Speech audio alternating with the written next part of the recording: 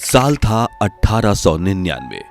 देश भर में ब्रिटिश हुकूमत के अत्याचार अपनी चरम सीमा पर थे, लेकिन राजस्थान के लोग अंग्रेजों से नहीं बल्कि एक ऐसी कुदरती आपदा से लड़ रहे थे जो उनके शरीर को अंदर से खोखला कर रही थी। सड़कें लाशों के ढेर से ढकी हुई थीं और उन लाशों का हाल इतना बुरा था कि चील कौवे तक उन्हें खाना पसंद नहीं कर रहे थे। लोगों के शरीर में इतनी ताकत नहीं बची थी कि वो अपने प्रियजन के पार्थिव शरीर को अपने कंधों पर उठाकर उनका अंतिम संस्कार कर सके। अपनी प्रजा को मरता देख महाराजाओं ने अपनी पूरी संपत्ति दांव पर लगा दी थी। गांव के गांव बेच दिए थे, यहां तक कि ब्रिटिश हुकूमत ने भी राजस्थान में राहत शिविर लगाए थे। मगर फिर भी उस आपदा ने राजस्थान को इतना दर्द दिया जिसकी कीमत केवल राजस्थान के 45 लाख लोगों को अपनी जान देकर चुकानी पड़ी। ये कहानी है छप्पनिया अकाल की। देश के इतिहास का वो काला दौर जब लोगों को कुछ दाने अनाज के लिए अपने बीवी बच्चों तक का सौदा करना पड़ा। और अगले कुछ मिनटों में आप राजस्थान के लोगों के ऐसे संघर्ष के बारे में सुनेंगे जिससे आपकी आंखों में दर्द के आंसू आ जाएंगे। भारत के इतिहास के सबसे भयंकर अकाल की कहानी शुरू होती है साल 1899 में थार रेगिस्तान से। उस वक्त 2,38,000 वर्ग किलोमीटर में फैले इस मरुस्थल में दूर दूर तक सिर्फ रेत के टिले, सूखे पेड़ और गर्म हवाओं के अलावा कुछ नहीं था। ना नदी, ना तालाब और ना ही हरे भरे जंगल। इसलिए यहाँ रहने वाले लोग पीने के पानी और अनाज की खेती के लिए बारिश के पानी पर निर्भर थे। हमेशा की तरह उस साल भी राजस्थान के लोग बारिश के मौसम में बादलों को निहार रहे थे। लेकिन पहले एक सप्ताह बीता, फिर 2 सप्ताह और फिर पूरी वर्षा ऋतु, लेकिन आसमान से पानी की एक बूंद भी नहीं बरसी, जिस वजह से राजस्थान के किसान ना तो फसल बो सके और ना ही पशुओं के लिए चारा उपलब्ध हो सका। धीरे धीरे प्रदेश में पानी की कमी आने लगी। लोगों को एक बर्तन पानी के लिए कई किलोमीटर चलना पड़ता था। लेकिन ये तो बस शुरुआत थी, क्योंकि भारत के इतिहास का सबसे क्रूर अकाल अब अपना रौद्र रूप दिखाने वाला था। अब धीरे धीरे अनाज के भंडार खाली होने लगे, लोग पानी की एक बूंद के लिए तरसने लगे और पूरा प्रदेश इस भयंकर अकाल की चपेट में आ गया। अब वैसे तो यह अकाल वर्ष 1899 में आया था, लेकिन उस वक्त विक्रम संवत का वर्ष 1956 चल रहा था। इसलिए स्थानीय लोग इसे छप्पनिया अकाल के नाम से पुकारने लगे, जबकि अंग्रेजों ने गजेटियर में यह अकाल द ग्रेट इंडियन फेमिन 1899 के नाम से दर्ज किया। छप्पनिया अकाल ने सबसे पहले राजस्थान के बीकानेर, जैसलमेर, जोधपुर, जयपुर और नागौर में हाहाकार मचाया। लेकिन फिर धीरे धीरे इसका असर पूरे राजस्थान में दिखने लगा और उसके बाद गुजरात, पंजाब, मध्य भारत के कई क्षेत्र भी इसकी चपेट में आ गए थे। अब किसी भी सामान्य अकाल की तरह ही इसकी भी शुरुआत पानी और अनाज की कमी के साथ होती है, जिसका सामना करने के लिए स्थानीय लोग शुरुआत के दिनों में 2 बार की जगह 1 बार खाना शुरू करते हैं, फिर 2 दिन में 1 बार खाना शुरू करते हैं। लेकिन फिर हालात इतने खराब होने लगे कि लोगों को कई दिनों तक खाने का एक निवाला तक नसीब नहीं हो रहा था। एक तरफ भयंकर अकाल और दूसरी तरफ थार मरुस्थल की 50 से 52 डिग्री की गर्मी लोगों को जीते जी नर्क का अनुभव महसूस करवा रही थी। इसलिए लाखों लोग अपना घर छोड़कर पलायन करने को मजबूर हो गए। लेकिन भूखे और प्यासे लोग पलायन करते हुए रास्तों में ही मारे जा रहे थे। यानी ना अपने घर में रहने में भलाई थी और ना ही पलायन करने में। ये ठीक एक तरफ कुआं, दूसरी तरफ खाई वाला मंजर था। लेकिन सबसे बड़ी दिक्कत यही थी कि कुआं भी सूखा था और खाई भी। पेट भरने के लिए राजस्थान के लोगों ने रोटी और सब्जी के बजाय राबड़ी पीकर दिन काटना शुरू किया।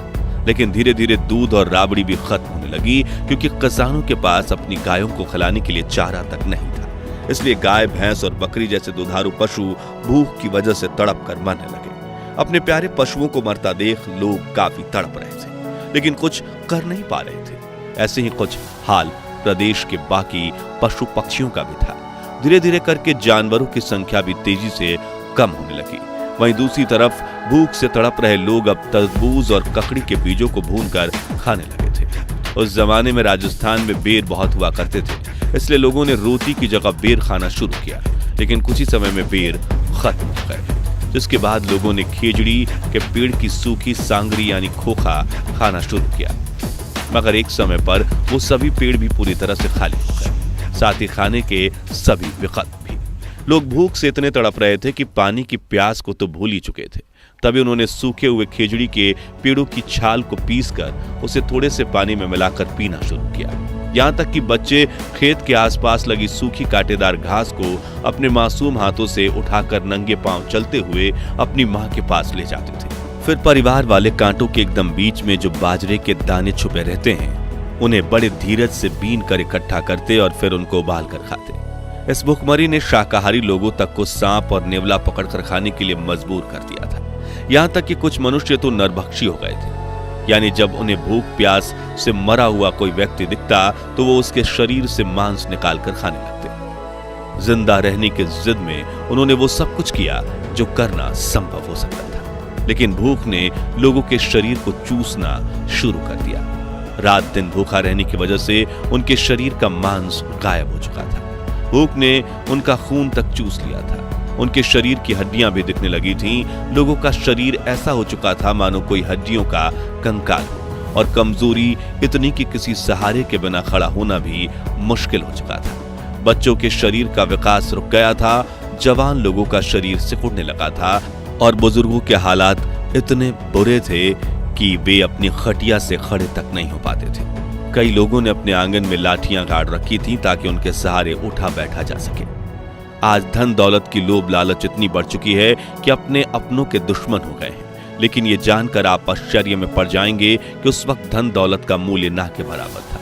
हजारों लोगों के पास सोने चांदी के सिक्के हुआ करते थे, लेकिन जब उनके घर चोरी होती थी तो इन मूल्यवान धातुओं के नहीं बल्कि उन मुट्ठी भर अनाज के दानों के जितने दाने आजकल लोग खाते हुए अपनी प्लेट के बाहर गिरा देते हैं। यहाँ तक कि चूल्हे पर चढ़ा हुआ अनाज का घड़ा भी चोरी हो जाता था, और चोरों को अपनी इस करतूत पर गर्व नहीं बल्कि शर्म आती थी, क्योंकि उस वक्त वो 2 दाने खाकर अपनी जान बचा लेते थे, लेकिन वो जिनका खाना चुराते थे उन बेचारों की भूख के मारे तड़पते हुए जान चली जाती थी। उस वक्त राजस्थान और गुजरात में छप्पनिया अकाल ने भयंकर त्राहिमाम मचाया था, जो देख वहां की स्थानीय रियासतों के कई राजाओं ने प्रजा के लिए अपने अन्न भंडार खोल दिए थे, जिनमें खरवा रियासत के राजा राव गोपाल सिंह खरवा, बीकानेर के महाराजा गंगा सिंह जी राठौर और मेवाड़ के महाराणा फतेह सिंह जी जैसे कई महान राजाओं का नाम शामिल है। इन राजाओं ने अपनी जनता को बचाने के लिए जगह जगह लंगर लगवाए और भूख से तड़प रहे लोगों में खिचड़ी और उबलते हुए चने बंटवाए। और जब पैसा खत्म होने लगा तो उन्होंने अपने इलाके के कई गांव तक गिरवी रख दिए, लेकिन छप्पनिया अकाल का तांडव रोके नहीं रुक रहा था। इन वजह से राजाओं ने कई जमींदार और साहूकारों से भी मदद मांगी, जिन्होंने प्रजा के लिए खाने के कई भंडारे लगवाए। इसी बीच सन 1899 में ही लॉर्ड कर्जन की भारत में वायसराय पद पर नियुक्ति हुई, जिनके नेतृत्व में ब्रिटिश सरकार के अधीन आने वाले प्रदेशों में अकाल से प्रभावित लोगों के लिए कुछ राहत शिविर खोले गए, लेकिन उनमें लगभग 25% लोग ही सीमित राहत ले पाए। दरअसल उस वक्त प्रदेश में यातायात की सुविधाएं मौजूद नहीं थी, इसलिए इन राहत शिविरों का फायदा सिर्फ शहर में रहने वाले लोगों को ही मिल रहा था, जबकि दूर दराज गांव में रहने वाले लोग अब भी भूख से तड़प रहे थे। परिस्थितियां इतनी खराब थीं कि कई गांवों की सड़कों के किनारे भूख से तड़पकर मारे गए लोगों की लाशें पड़े पड़े सड़ रही थीं, लेकिन गांव के लोगों में इतनी शक्ति तक नहीं बची थी कि वो मरे हुए व्यक्ति का अंतिम संस्कार कर सके। वो कहते हैं ना, मरता आदमी क्या नहीं करता। और छप्पनिया अकाल में कई ऐसे किस्से भी सामने आए थे जिसमें खाने के लिए लोगों ने अपनी बीवी बच्चों को भी बेच दिया था। कुछ परिवारों ने अपने बच्चों को इसलिए बेचा था ताकि वो बच्चा भले ही दूसरे प्रदेश में मजी करे, लेकिन उसे रोजाना खाने के 2 निवाले तो मिल पाए ताकि वो जिंदा रह सके। साथ ही बच्चे के बदले में उन्होंने भी 2 वक्त की रोटी ले ली। उसी वक्त का एक दर्द भर किस्सा ये भी है कि असहनीय भूख से तड़पते हुए एक किसान ने खेजड़ी की सांगड़ी के बदले अपने धन यानी कि पत्नी को बेच दिया था। पर जब अगले साल चैत महीने में वर्षा ऋतु की दस्तक हुई और बल गरजने लगे तो उसने अपना सिर पकड़कर अपने किए पर पछतावा करते हुए कहा था, बादल अमड़ घुमड़ कर भले ही खूब गरजते रहे, लेकिन भूख को जो नुकसान पहुंचा था उसने पहुंचा दिया है। दोस्तों, जिस मंजर के बारे में सुनकर ही हमारी रूह कांप जाती है, असल में उन हालातों को अपनी आंखों के सामने देखते हुए भी कुछ क्रूर शासकों और सेठों ने भूखमरी से तड़प रहे लोगों का फायदा भी उठाया। बताया जाता है कि वे लोग केवल 2 बाजरे की रोटी तथा 1 प्याज या फिर 1.5 रोटी और 1 गुड़ के टुकड़े के बदले में लोगों से दिन भर काम करवाते थे। ऐसे करके उन्होंने अपनी कई हवेलियां भी बनवाई। हालांकि कुछ सेठों ने कई गांवों में कुएं और जोहड़े भी खोदे ताकि इस त्रासदी के बाद भी कभी राजस्थान के लोगों को ऐसी परेशानी का सामना ना करना पड़े। इन दुख भरे 2 सालों के बाद राजस्थान में बारिश हुई और छप्पनिया अकाल का खात्मा हुआ, जिसके कुछ सालों बाद बीकानेर के राजा गंगा सिंह ने किसानों की मदद से पंजाब से लेकर बीकानेर तक एक नहर बनवाई, जिसे गंग नहर के नाम से जाना जाने लगा। इसके साथ ही कई जोहड़ और कुओं की वजह से राज्य के लोगों को 12 महीने पानी मिलने लगा और तब से लेकर आज तक इस प्रदेश ने ऐसे कोई अकाल का सामना नहीं किया है। लेकिन आज भी अगर कोई राजस्थान के लोगों से छप्पनिया अकाल के बारे में पूछता है तो उनकी रूह कांप जाती है, क्योंकि उनके पूर्वज ने वाकई में इस भयानक आपदा का सामना किया था और कईयों के तो पूर्वज इस कुदरती आपदा में मारे भी गए थे। जी हाँ, सन 1908 में भारत के इंपीरियल गजेटियर में छपे एक अनुमान के अनुसार इस अकाल से अकेले ब्रिटिश भारत अर्थात सीधे अंग्रेजी हुकूमत द्वारा शासित प्रदेशों में 10 लाख लोग भुखमरी और उससे जुड़ी बीमारियों से मौत के मुंह में समा गए थे। लेकिन कुछ इतिहासकारों का कहना है कि आंकड़ा असल में 40 से 45 लाख के पार भी पहुंच गया था। इसी वजह से आज भी राजस्थान में 56 नंबर को अशुभ माना जाता है। तो मित्रों, ऐसे मुश्किल दौर में भी हमारे पुरखों ने हार नहीं मानी और कमजोर शरीर से लाठी के जरिए ही सही, लेकिन कुदरत के इस कहर के सामने डटकर खड़े रहे। उनकी इसी हिम्मत और संघर्ष के लिए प्लीज लाइक और कमेंट जरूर कीजिए और इस वीडियो को इतना शेयर कीजिए कि हर नौजवान को भारत के इतिहास के इस मुश्किल दौर के बारे में पता चल पाए। और अगर आप इस चैनल पर नए हैं तो सब्सक्राइब करना ना भूलें। धन्यवाद।